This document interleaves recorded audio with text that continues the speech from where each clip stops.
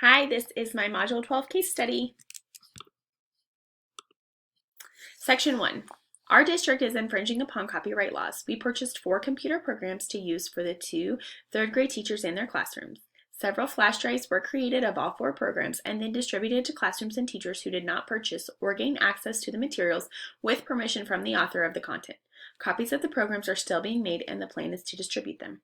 The programs were being copied onto single classroom computers, not the computers that were in the library, and then the programs were not going to be overseen by the library media/technology teacher.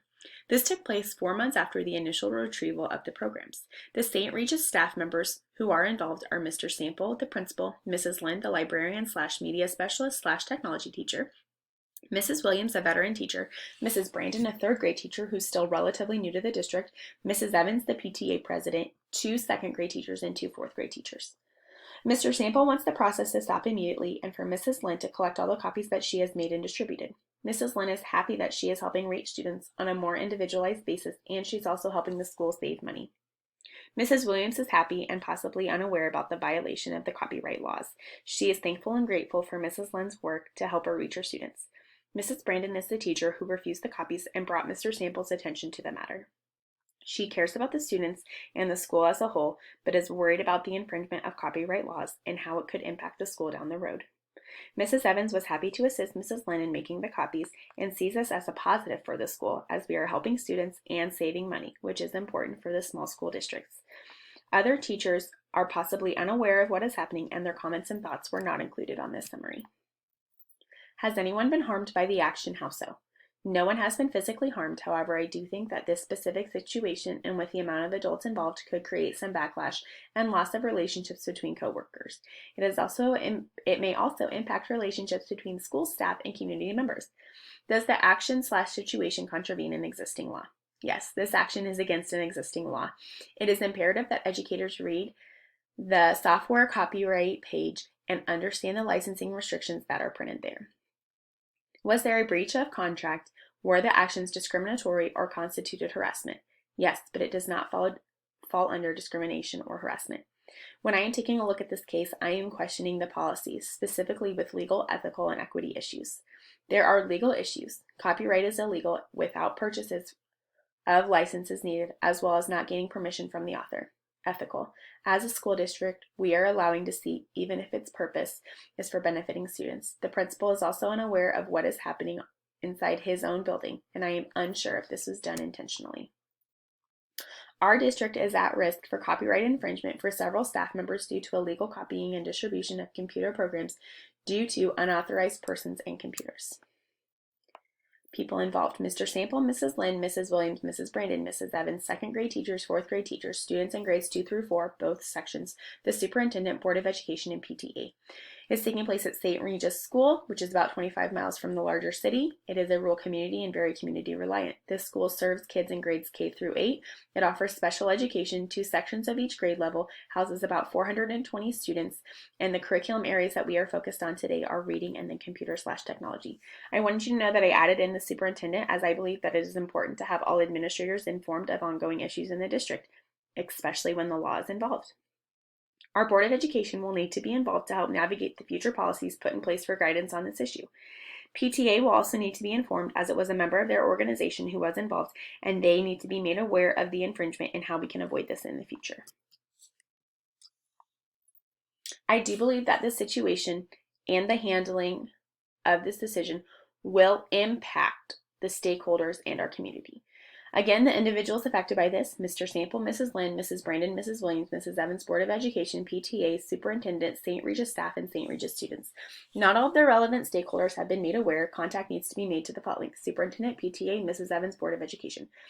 I do believe that I have enough knowledge to put a stop to what is happening. However, I do have areas of concern that I need to communicate to others about before a decision can be made. I am worried about our continuous community support for those of us that are still relatively new to the district. I would like to meet with teachers and learn more about the programs they requested and their intentions with them, as well as their knowledge of copyright laws.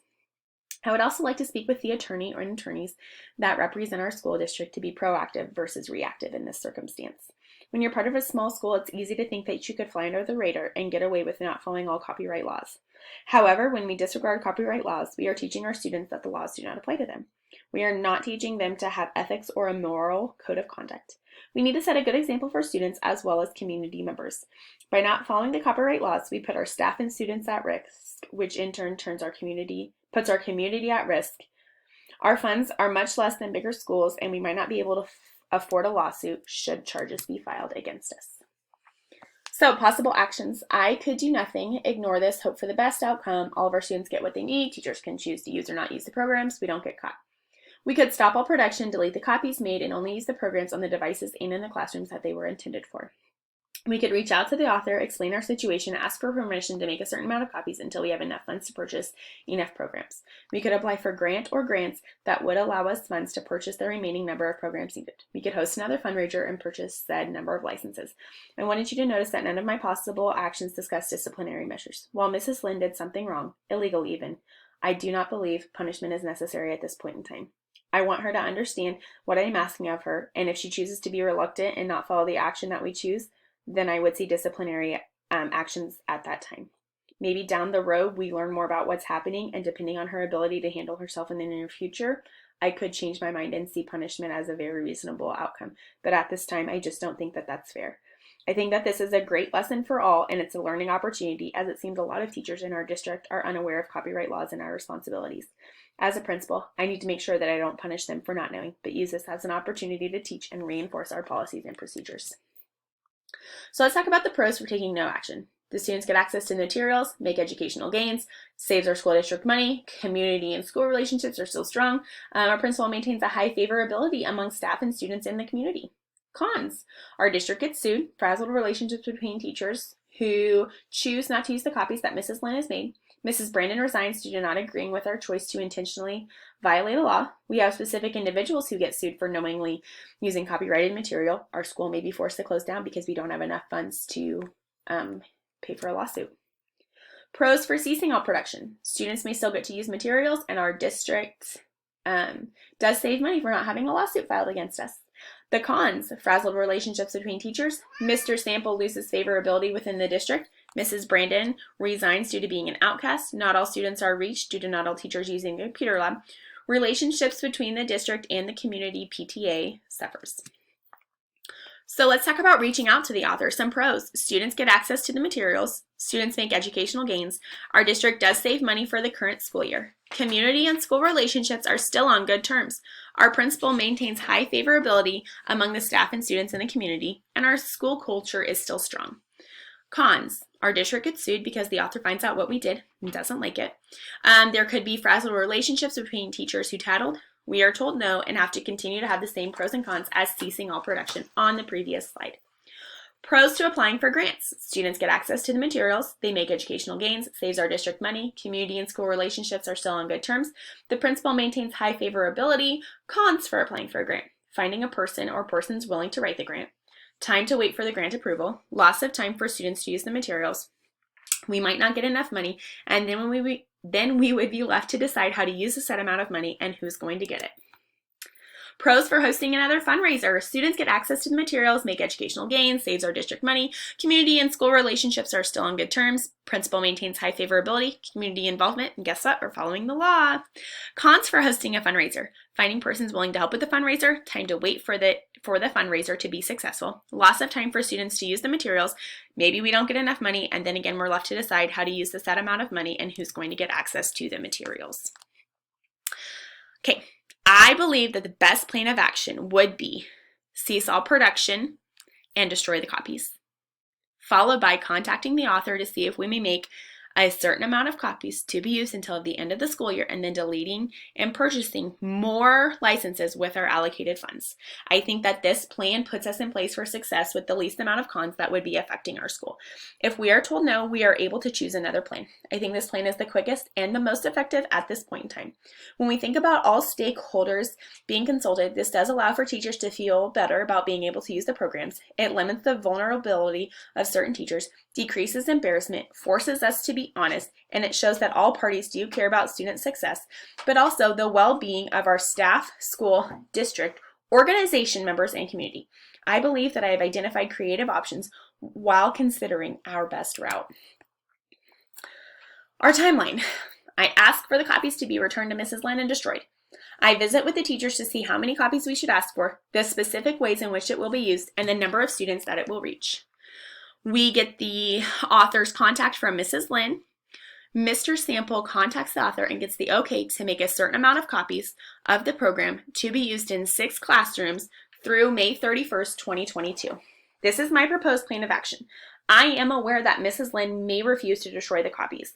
And like I stated earlier, her willingness to cooperate or not with our plan could be grounds for punishment. Consequences will be managed based off of her actions and will be followed through the chain of command, ultimately leaving the decision up to the Board of Education.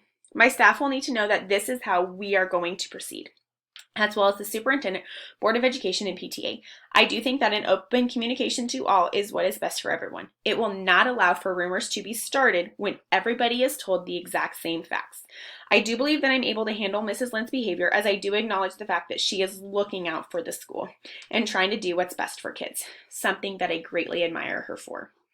The time it must have taken for her to copy all of these programs was donated time to our school, something that I cannot thank her enough for. If we are allowed to make copies of this with the author's approval, I would like to see that Mrs. Lynn is paid for her extra time. I also believe that when I explain the consequences of her actions, Mrs. Lynn will see that the cons of what she is doing will actually have more harmful effects than not all students getting access to the program. If this path doesn't work, I would like to take my other steps of action to the next Board of Education meeting and see what they believe would be the best plan for our district. I would strongly suggest we either go towards the fundraiser or grant writing. However, I would love to hear their thoughts and inputs on the matter. My goal as the administrator here is to reflectively evaluate, communicate about, and implement laws, rights, policies, and regulations to promote student and adult success and well-being. By doing so, I hold our community, students, and staff to a high level of responsibility in hopes that we can continue to provide the best education that we can for our children. In the future, I would like to see our district meet to develop policies and procedures that align with the law, offer trainings for all teachers on copyright, continue to meet and decide the best way to spend our money to reach a majority of students, and then ask ourselves, are there other grants that we could be applying for to help us? Thank you.